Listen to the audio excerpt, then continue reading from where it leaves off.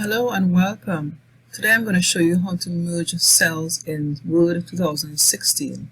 So here we go. So this feature is basically used when you're doing tables in Word. So let me insert a table so we could get this task done. Let me show you how to do this task. So I'll go into insert. Now I'm going to select table. And here this allows, as you can see here, if I click on this box, first box, that will tell me one column, one row. So if I come down here, this will show me, as you can see here, the examples to the right hand side here.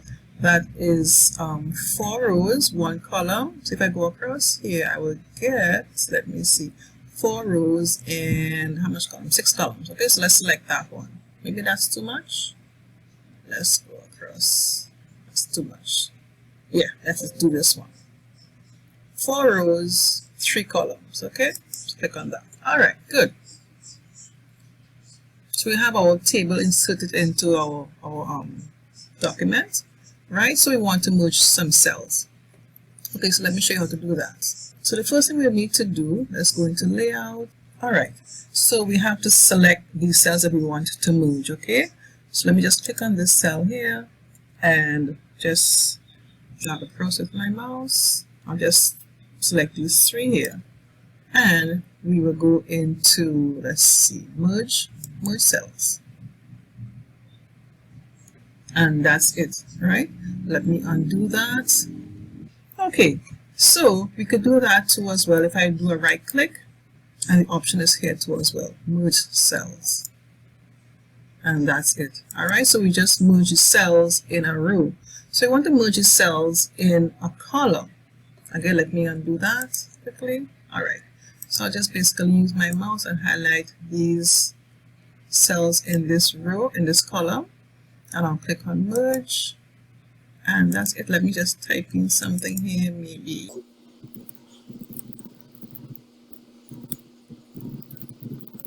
Okay, something like that, right? And then let me just do these 2 columns, these two columns. I'm going to merge that. I'm going to type in something into there.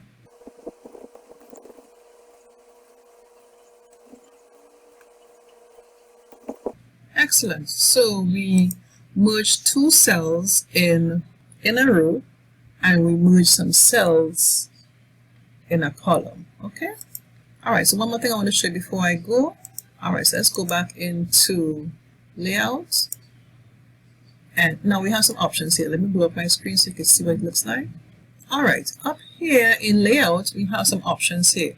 Now, if you enter the text into the cells that were merged, right, you may want to align the text. You have here align top left, and you have here this other option, align top center.